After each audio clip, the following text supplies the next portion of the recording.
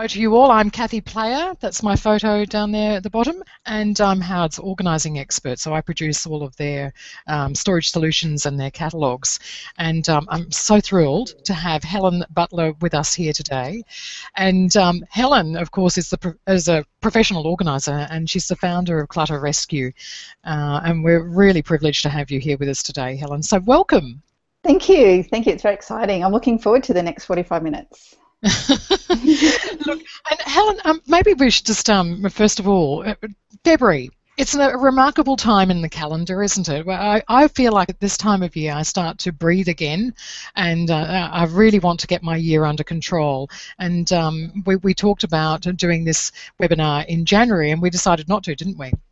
We did decide not to, and you know, I think it was probably good for all of us, Cathy. I don't know about you, but January obviously is full of school holidays still. And for me, I don't know, I was a bit slow off the blocks this year, so I'm a bit more active in February than in January. Yeah, absolutely right. And again, just a little bit of housekeeping for everybody. You can get involved in this webinar by posting some questions. We might or we might not answer them as we're going, or if we can't answer it as we're going, we'll try and answer them at the end. But we'll certainly try and get an answer to all your questions, whether it be during the webinar or afterwards. There will be a survey. There's some extra resources. Hopefully, you've all seen our catalogue, and if you haven't seen our catalogue, I'm just going to pop in a little link there to the catalogue on your screens on the right hand side there. You can actually view the Howard's catalogue online, and if you don't click through that, it opens up a separate browser window. You can always get to the catalogue from our website at Howard's, and also you can pick up your free copy in store. But that was the genesis for this conversation, wasn't it, Helen? Because we were pulling together a really good story for the catalogue, all about New Year and all those great projects that you do for the New Year to get organised. And that's why we thought that it would be really good fun to have a live webinar to actually talk about it. So we're going to be talking roughly for 30 minutes, maybe some 15 minutes Q&A, but if it's like any other webinar we've ever done, you end up doing the questions as you go, because we managed to weave it in. So in total 45 minutes is the plan. Now, fantastic. Let's move on. Whoops. There we go. So there's... Okay, and there will be a recording at the end. Now, so Helen, we've got a full dance card of things we're going to be talking about here. Why an organised New Year starts with me, how to get started, finding time, doing it guilt-free, some golden rules for donating, some projects to kick off the organised New Year, and how to get help at the end. So, look, and why an organised New Year starts with me is clearly the first thing we need to address. So what would you like to say about the psychology of organising, Helen? Why does it start with me? Look, I think that you can compare organising to any other change in your life that you want to make. You have to actually make the decision to do this. Nobody else is going to force you into it or grab you by the shoulders and give you a shake and say, you know, it's time to get organised. It's up to you. So you have to actually start the process. If you don't start it, no one's going to start it. So why not in Australia start that change of good habits at the beginning of the year? Seeing we tend to, have our massive holiday over the Christmas New Year break. Let's start refreshed and, really get in with some good habits. So is it about taking ownership of the problem, really?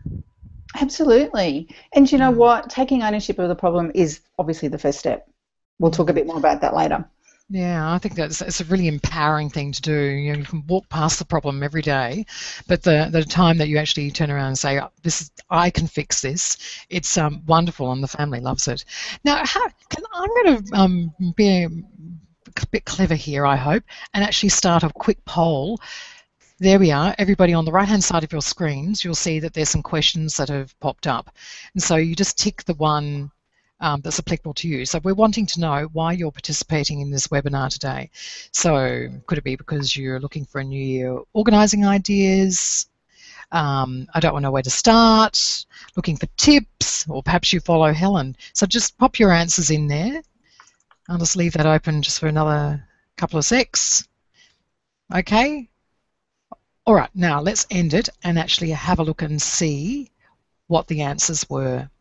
Ah, very interesting. Look at that.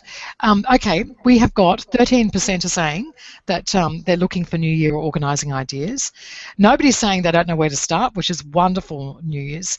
And I'm looking for tips to make it easier. Is about 63%, and we have somebody here who is one of your followers, Helen, which is fantastic. So, can you probably can't see that. Can everybody see the results on the right-hand side there? I'm hoping. I can see them, Cathy, and yeah, marvelous. I'm pretty excited to see that 63% because I'm sure we can do that in this webinar, definitely. Yeah, that's exactly right. Oh, sorry, it was 25% say that they help follow you, Helen. I just couldn't see the answer down the bottom there. That's wonderful news. So welcome everybody who, in particular, everybody who follows Helen. We're great fans of Helen's work, and that's absolutely the reason why we've asked her to be part of this today.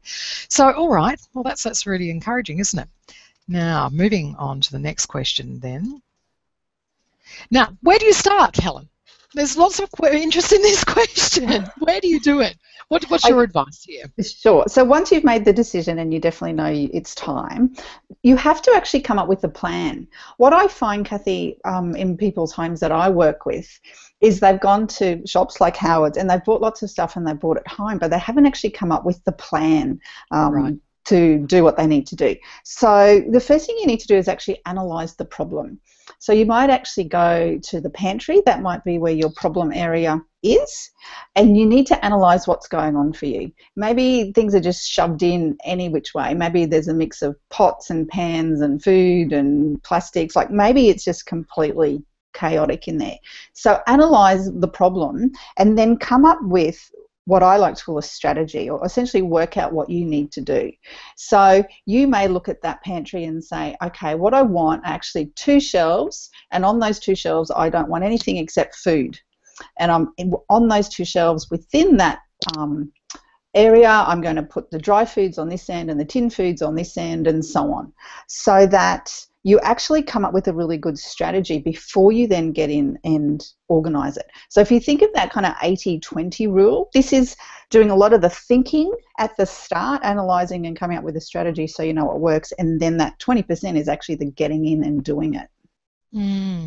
That is so true. In my world with Howard's, we describe that as stop, sort, solve, and you stop and actually figure out what the problem is. I'm emphatic about this. I think most people fail to ask that question. Well, what is the real problem? And you know, you visualize your wardrobe, for instance. You can see people diving straight in and pulling everything out, but they actually haven't figured out that they really can't get to their shoes very easily, or I can't find my handbags, not identifying that problem. It's an interesting one, isn't it, Helen? And what about the room of the house? Where's the best room in the house to start? Oh my gosh, whichever one's causing you the most problem. Yeah. So it could be the wardrobe, or it could be the kitchen. But if something's already working in that room, you don't need to touch it. You're looking at what's actually not working, and that's what you're saying around, you know, the shoes in the wardrobe. That may be the massive problem. So work on that. The rest might be perfectly fine. And what about start big, start small? Any advice there? I think this completely depends on where you're at in your own headspace. If you are overwhelmed, tired, exhausted, frustrated, cranky, you should not start big. You should start small. If you are in the right headspace, you've got lots of energy and you can make decisions really well today, jump in today and do a big organising task. So honour exactly how you're feeling before you then jump in and do something. Yeah. Look, it's funny, isn't it? Because we've just done a massive organising project at home, reshuffled around a few rooms on that sort of scale, and literally sent a diary appointment to my husband, and we scheduled it in. And I think it's about making that commitment to the change, isn't it? Absolutely, making the commitment, getting everyone on board that's under that roof of your house as well. Look, I think because a picture tells 1,000 words, how about we have a quick look at a garage which was in chaos, okay? This particular garage is pretty typical, frankly, of a lot of garages out there. But what was happening here is that in this particular household, there were a whole lot of items that were all ready to go on eBay or to, you know, to be sold in some way. And they'd been sitting there for a really long time. And so it came to a crunch point, and the person who owns this garage said, I need help. And so she committed to getting rid of it all, and ultimately, you know, donated most of it, because realised that it was never going to happen, the amount of time it would take to sell things. Have you got a comment about that, Helen? Do you know what? I think when it comes to, you know, making decisions in these kind of areas, sometimes you have to go, I might actually value this thing more than what it's actually worth. There was this really interesting study that was done that I showed a whole heap of people coffee cups, and they said, how much would you pay for this coffee cup? And people told, you know, the dollar value that they would give for the coffee cup. Then shortly afterwards, they were given that coffee cup as a gift, and then asked how much would they sell it back to them for. And the people said they would want to sell it for more than they would actually pay for it. So we actually see this when people buy houses as well. You know how people sometimes put too high a value on their house, Sure. and it's not what the market's giving them. So you need to look at really the value of that stuff, whether it's worth donating or selling, and how much time and effort and energy you've got to do that as well. Right. Well, look, let's have a look at what this garage looked like afterwards. How about that? Beautiful. I love it.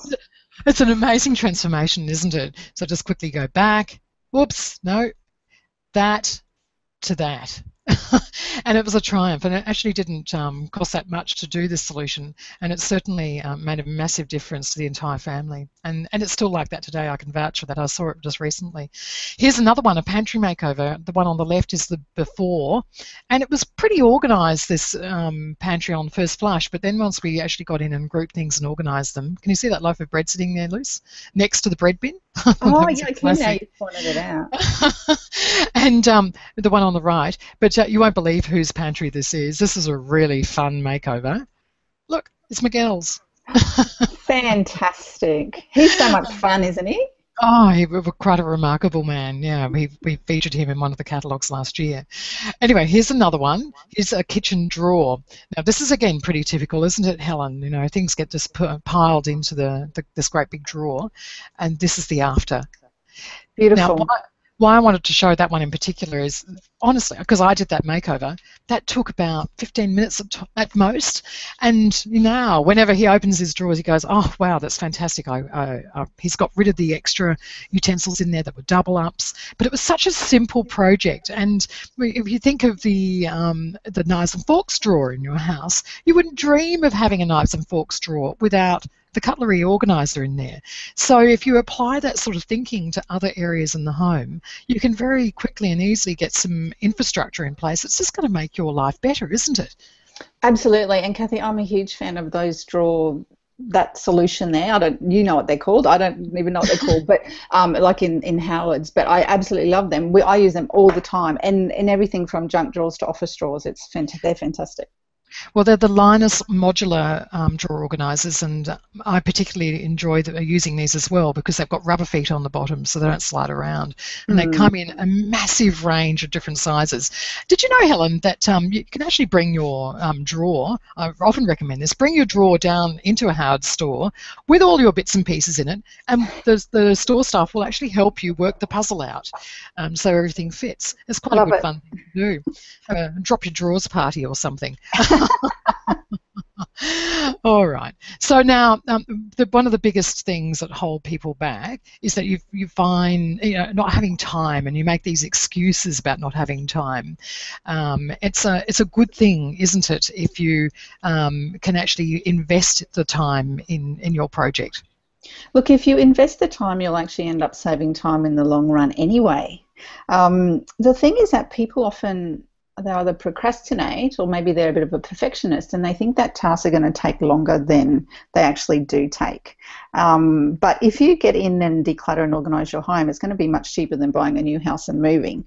So the best way to find time is to either find small bits each day to do something, and that might just be, I'm going to clear the coffee table today. or I'm going to pick up all the stuff that's on the lounge room floor, or whatever that might be.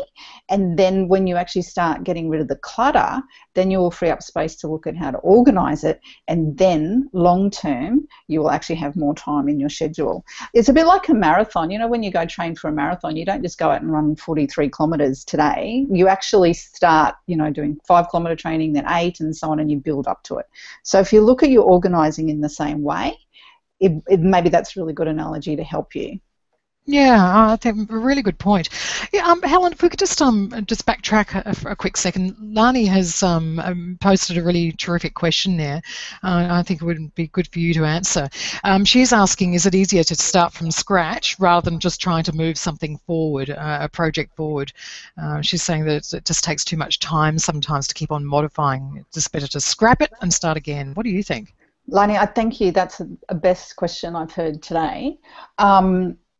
If you are particularly dealing with paperwork, I would set up a system from today, from scratch, and move forward. And you don't necessarily ignore what's already there, that, you know, that's clogging up your filing cabinet, but maybe you can do a lot of archiving of that stuff at another time. But what I would do would be really, really think long and hard about what the new approach or new strategy is before you implement it. So that's that whole analysing and strategizing. And Cathy, I know I was going to say this a little bit later, but this will help Lani understand this as well. There was a lady I worked with quite a few years ago, and she had about 18 steps from the first moment that letter arrived in her letterbox to the end of whatever the process, the 18 steps was, to where it was meant to end up or go in her system. So what we actually, I know it was a big job, but what we actually did, we started working with her, say, this time of year. So we had 6 months of, say, a particular financial year that we were still, you know, coming forward, that we still had to look at.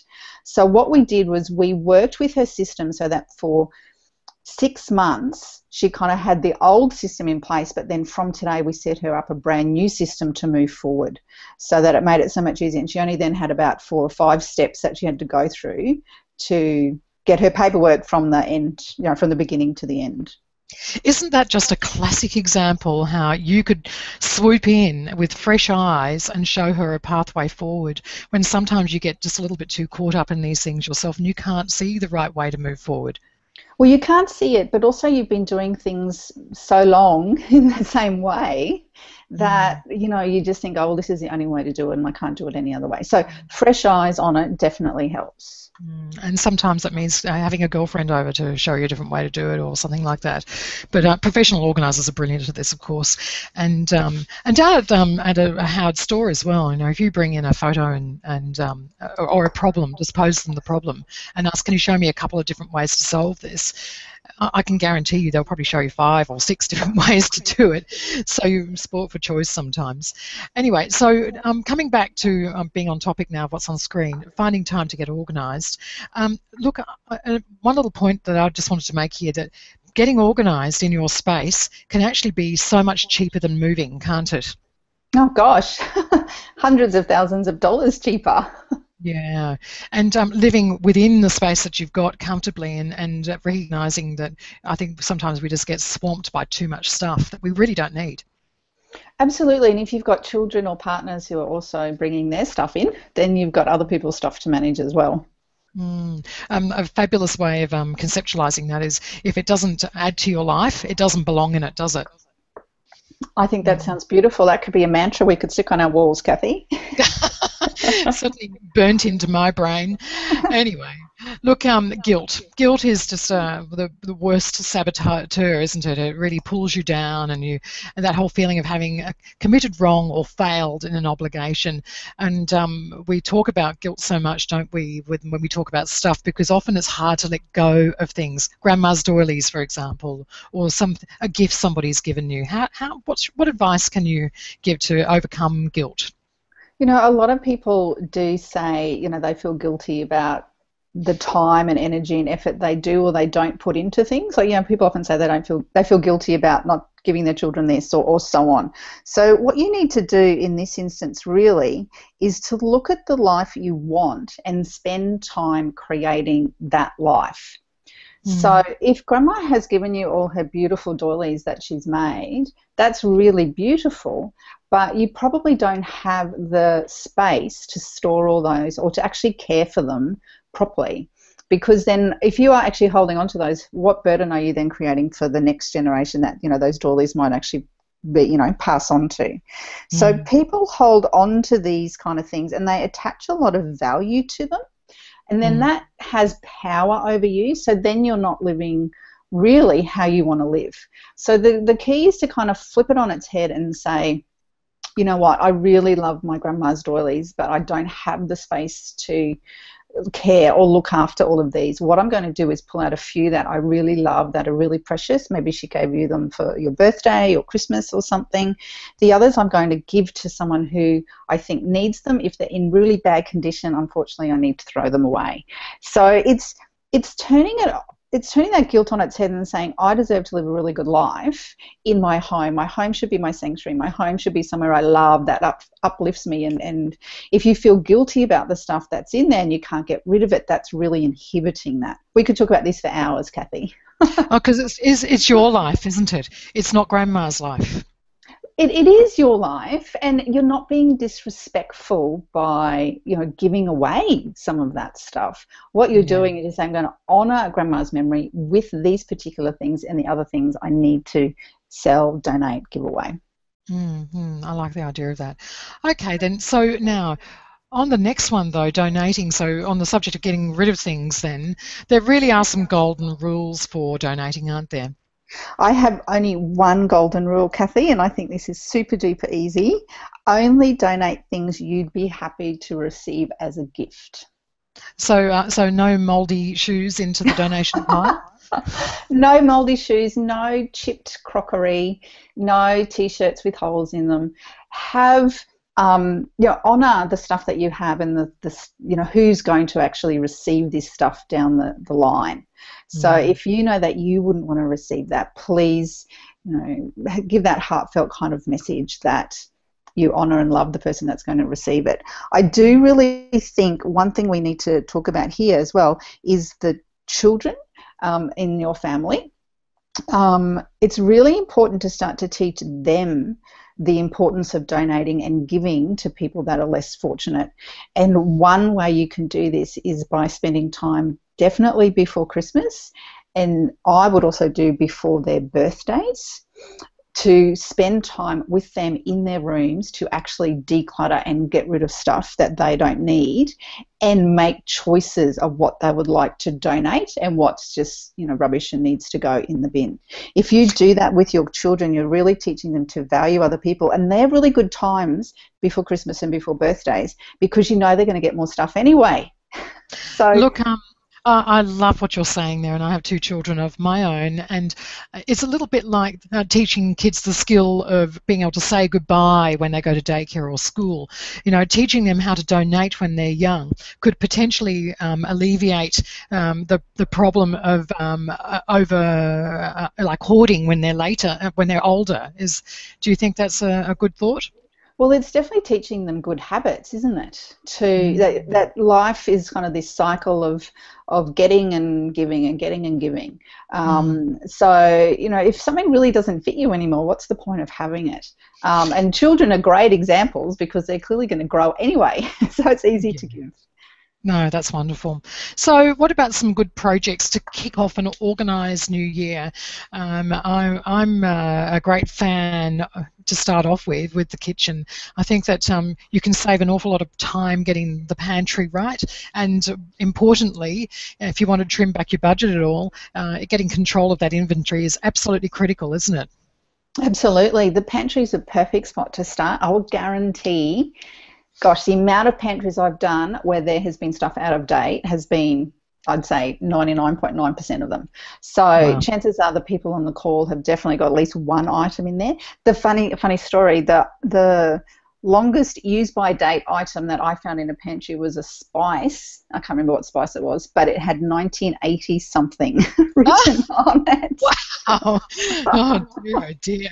Yeah, But, so get rid of it. so when you actually embark on your whole project to review your pantry, having some good shelving in place is a great start. Zones, matching containers, sort out your spices. They're all good things. And in this picture here, we've actually used the Alpha shelving system, one of my favourites, because it's so flexible and really strong. And it's only that top track that attaches to the wall, and you can create a pantry on any bit of blank wall, and it's a wonderful addition. The thing I like about this too, Cathy, is that those shelves are not storing a lot of air, which is, you know, my lingo for saying use the space effectively. Now, Di's just made a comment here. She said, I have such a small pantry, I can't see how my space will ever look as organised as this. Well, what do we have to say to Di then, Helen? Di, as long as you create zones in that space and you only have in there what you need, it doesn't have to look like this. Use the other containers that you might already have, and then over time, if you want it to look this beautiful, then, you know, obviously save up and purchase that other stuff, that other product. But as long as you've only got in there what you need and you've got those zones going on and you've got the important stuff at eye height and chest height for you, and if you've got little people in your house having food down the bottom that they can access that you're happy for them to, then that's all that matters. Absolutely. Let's look at another one. Here's that paper control system you were referring to before with the office. These are a couple of my favourite solutions from the catalogues that I've done. The one on the left, made out of Easy Build, is terrific because it's on wheels and you can move it around. Often people say, oh, I haven't got room to put a filing system in place, but using a mobile solution like this can really help. Well, I think that's really cool in that it could live in one room and it needs to be wheeled into another for working or whatever, you know, the different space is. And the thing I like about this one, I love the labels on the containers, obviously really clear to see what's stored in there, whether they're archive or, you know, active files. And the use of the vertical magazine holders as well makes a big difference, makes it easy to get what you need. Sean has just popped in a fun question there. I've got zones. It's just that the men in my family don't get them. Well, that's the reason why you need labels. Oh, dear. Now, let's have a look at another terrific solution. The laundry. What a time-saving spot this can be if you have a good system in place. And I've just popped the words on the screen there, create a laundry with workflow. Can you just talk us through, Helen, the importance of workflow in the laundry? Oh my gosh, the laundry is a continual production line which never ends. And if any production line, if the cogs get kind of, you know, stuck or squeaky or broken, it's all going to fall down. So you need space in this area for the dirty clothes to come in, for the washing to happen, for the clean clothes to go out. You know, there's so much going on in this space that I really love. You've got everything, you know, in hand distance, Cathy. You can get the washing detergent down. You can easily grab the baskets and take them if they need to go somewhere. So if you think of it as this massive production line, there's always something that needs doing, and I really like that this is kind of showing it all, really. Can I just show you a couple of good fun things that we included in this? Now, just there are pegs. They're magnetic pegs on a magnetic, it's actually a knife organizer that we use there. But the pegs are for the missing socks, you know, the sock that needs the partner and it's missing. And over here, there's spice cans. So similar ideas on a magnetic board, and to put your buttons in. And so actually creating a home for those things that end up sabotaging your space can make a big difference to the visual, you know, look of your laundry too, can't it? My gosh, we all have lost socks and lost buttons, even my laundry. So I quite like that. I think that's a really cool solution. All right, next one here. Here's a real plastics cupboard. Now, those other photos I showed you were from a catalogue shoot, and I have all sorts of luxuries of being able to make things look all beautiful in those shots. But this is a real life one of a plastics cupboard that had a whole load of plastics that were mismatching and so on. I mean, it was pretty organised, but it wasn't the perfect solution. Literally, this took me about 15 minutes to put this solution in place. We did end up getting rid of a whole load of containers, but that's okay because it was a conscious commitment to make a much better solution that would work for the whole family. These are the decor match-up systems, and so you have the different size bases, but all the purple bases with the purple writing on it use the purple lid. It's so clever, and it's a great example of how you can, instead of just adding to the system like that other question that we had, this was wiping away the past and starting afresh with a whole new system. I love this simply because it's very visual, and you know that the purple is the purple lid, right? It's so simple. But the interesting thing about this for me, Cathy, is the before with the lids on and then the after with the lids off in another container stacking. So they're really the only two ways you can sort your plastics cupboard out. So if it doesn't look like left or right, then you need to do something. That's exactly right. Here we go. Here's well, we're kind of coming towards the end of our webinar now, but look, if anybody has any questions there, please pop them in now, because Helen is a wonderful resource, and I think it's really nice to be able to give her an opportunity to help you here. But I just want to talk about, at this point in here, and as you can see, Helen's on the right, and you've got there's a couple of photos of our store staff on the left. How do you go about getting help? This is a really big thing in my book. How can you help people, Helen? Well, I do a lot of hands-on organising, but I also run an online course, as you know, Cathy, because you're giving away, 5, I think, entries to the boot camp. So that boot camp is an online course where people sign up. It starts actually on the 22nd of February, and it's a 28-day course. It's an online course. There's also a Facebook group and webinars, and there's some bonuses there as well. So the good thing about the boot camp is obviously hands-on organising. People need to live locally to me, and I can go to their home and do a consultation and then do hands-on organising after that. But people that like me and like my approach, and obviously I can't travel to Melbourne or Perth or I don't know, wherever, can join us for the boot camp. So in the boot camp, they actually get practical tasks, but then it also helps them look at their clutter in a different way, get the support from me, get support from the rest of the group. And then the cool thing as well is once the people have joined us the first time around and paid for it, they can join us anytime after that for free. Look, I've actually just popped onto everybody's side panel there underneath the chat, a link to your boot camp. Let me just see here again, pop-ins. Winner Helen Butler organising boot camp pass. So the closing entry date for that competition is actually the 1st of March, so they'll probably miss your February boot camp, but certainly the August one they'd be able to jump on board with.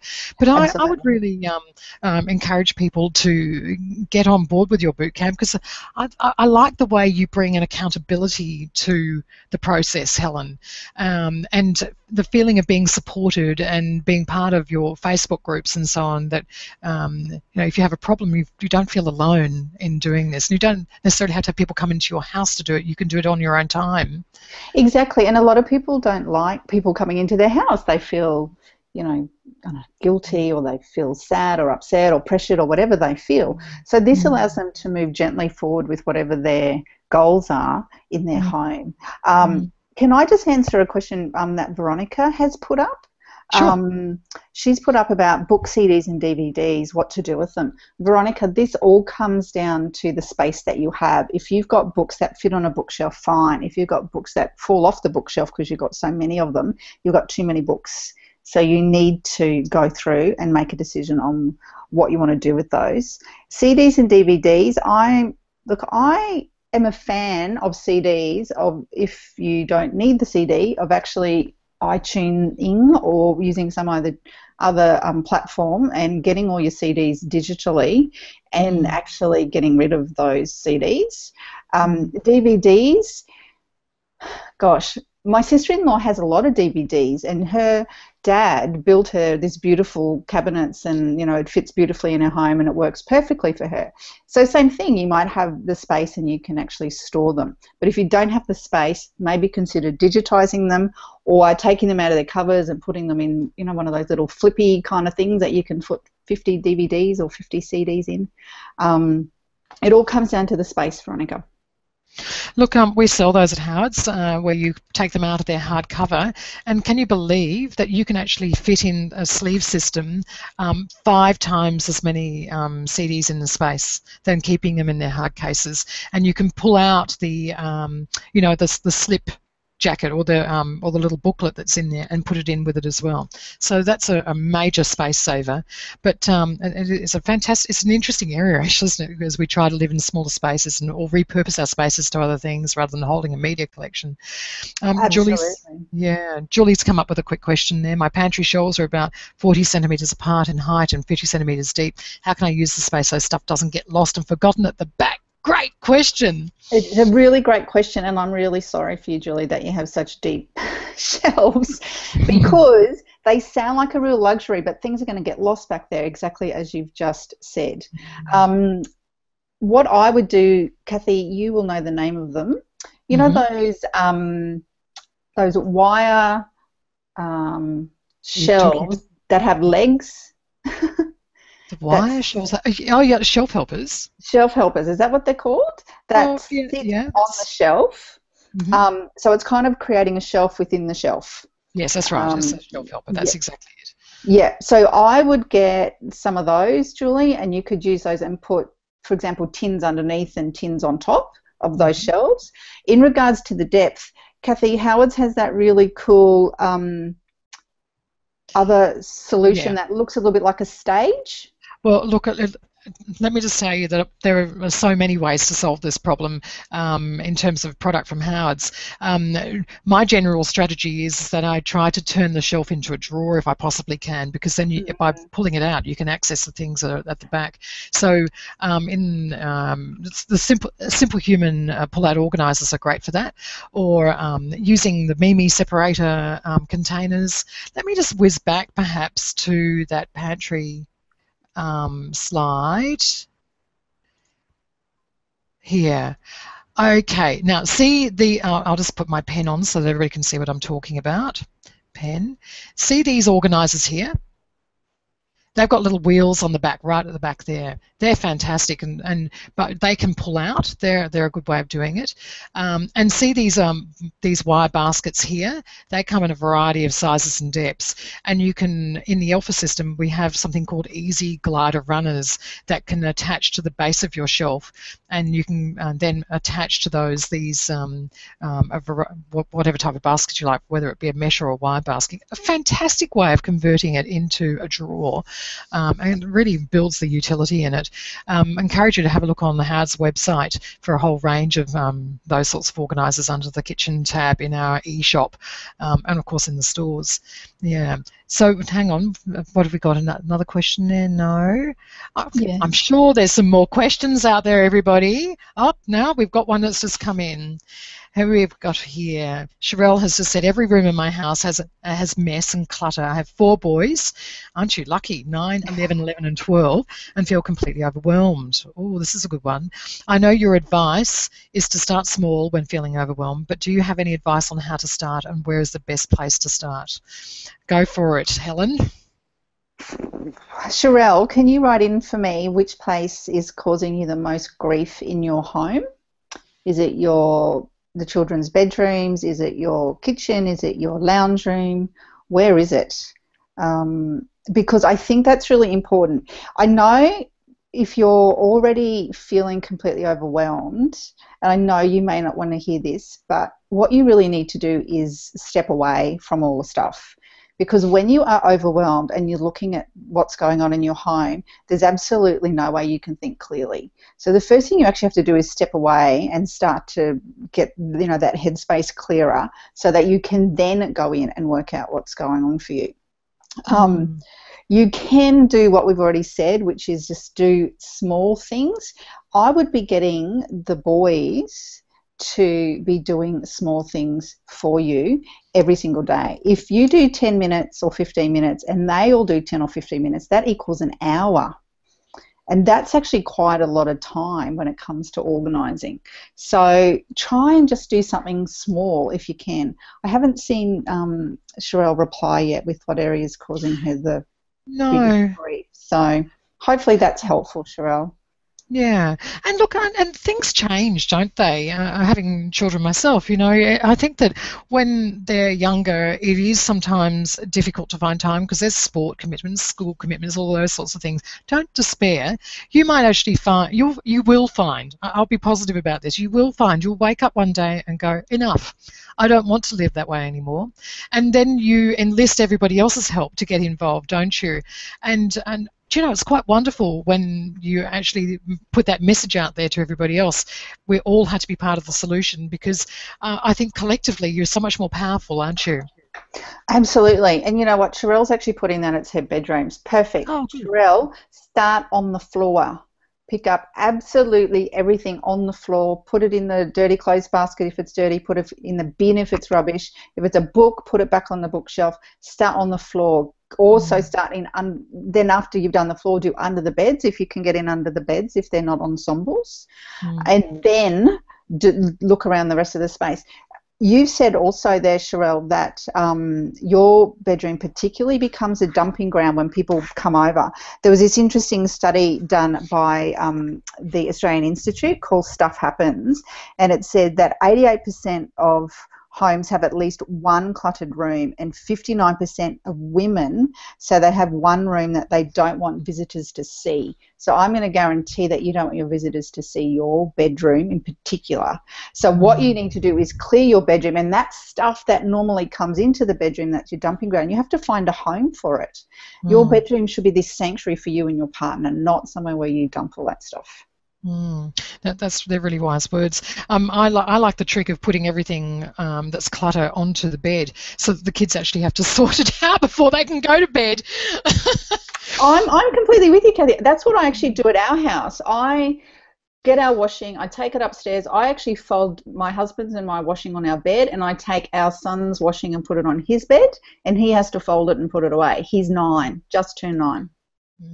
And so if you expect it of them, then they'll do it. But I suppose doing it with them gets them into the process of doing it, and you're leading by example. But I think one of the greatest traps for mums in particular is that we try to do it all. And you then, as a consequence, you become this house slave almost. And it's kind of cool to be able to put those thoughts into your kids' minds that when you leave home, you will be able to wash, clean, sew a button on yourself and take care of all those simple things so that you're not leaving home being useless. Absolutely. Dr. Phil said ages ago that we are bringing up adults, not kids. And that doesn't mean we're treating our children like adults. It means we're teaching them all those beautiful skills that they need so when they do grow up, they can do all that you just said, Cathy. Perfect. Yeah, love it. Now, Lani's just come in with a quick question here. When organising, is it more important to focus on what we value rather than focusing too much on what the goal is? Is it fair to say this? Interesting. Lani, I think there's 2 things you need to do. I think you need to ask what it is you want from your home. And in that instance, it's a very emotive. So you might want it to be a sanctuary. You might want it to be welcoming to guests and a place where you can relax. Like they're these really emotional kind of words. Then you need to focus on what your goal is. So your goal might be to get that pantry sorted. So the emotional words are what will keep you going when you've had enough of doing the pantry or enough of doing the office. But if you can keep coming back to that word and say, I want my home to be a sanctuary. This is my word for my home. I want my home to be a sanctuary. So if my lounge room looks like a tip, that does not equal sanctuary. So I need to get in and do the hard yards to get the lounge room sorted. Look, we've got room possibly just for one quick last question and then we're going to have to wrap up. But Robin has just come in with a beautiful question. My boys are special needs and I find their room so overwhelming. Everything gets shoved in and under everything. My side of our wardrobe and my side of the home office are just insane. Any thoughts there? Robin, I think in this instance you need to be really gentle on yourself and acknowledge that you are working really hard to help your boys. I know that you probably don't have time or you find you can't find time to get onto the wardrobe or the other things in your office, in your home that you want to. So I would be, if possible, trying to enlist some help to look after the children while you either do it or have a professional come in to work with you one-on-one so that you can just blitz it and get it done. It will really clear that headspace. And having a fresh start, perhaps. That's a lovely way of seeing it, isn't it? Mm. Look, as much as I'd love to keep on chatting, and I'm suspecting that this is such a great conversation, I really would like to keep on chatting, but we do promise to try and keep these webinars, pretty tight at about 45 minutes. Can I just say to everybody, if you have really enjoyed today's webinar, you're very welcome to jump on board the second event that we are doing, which is next week. Oh, goodness, which day? Next week? Is it on Wednesday night, Cathy? Oh, Wednesday night. Thank you. I think I just had a blonde moment. But anyway, no offense to anybody out there who's blonde. But look, join us again on Wednesday night at, what's the time on that one? 7:30, isn't it? It's 7:30. And yes. You can register on the homepage of our website, just like you registered for this one. And please go to our Facebook page at Howard's to enter the bootcamp competition. It'd be wonderful to have, somebody from today's webinar winning that bootcamp pass. And also, once you get to that stage where you are actually diving into doing your own solutions at home, please go into the store at Howard's and ask for the help from our team there. It's free help, and take photos. This is what I always recommend. Take photos, measurements, become an Inspirations member so that you can get some special offers. We only do our special offers for our Inspirations members, so that's a great way to save. And just to wrap up, Helen, can we just do a very quick summary of what we've learnt today? Sure. Are you on that slide, Cathy? Oh, I probably should go to that, shouldn't I? That might be helpful. Okay, so yep. Hopefully people know now where to get started, or at least how to get started. Just pick a room, any space in that room if it's completely overwhelming. Have a look at what you can donate that is really worth donating. Other stuff should be either recycled or thrown in the rubbish. And remember that this is an investment in you. So if you can make the time, then you will reap the rewards down the track. I love those words.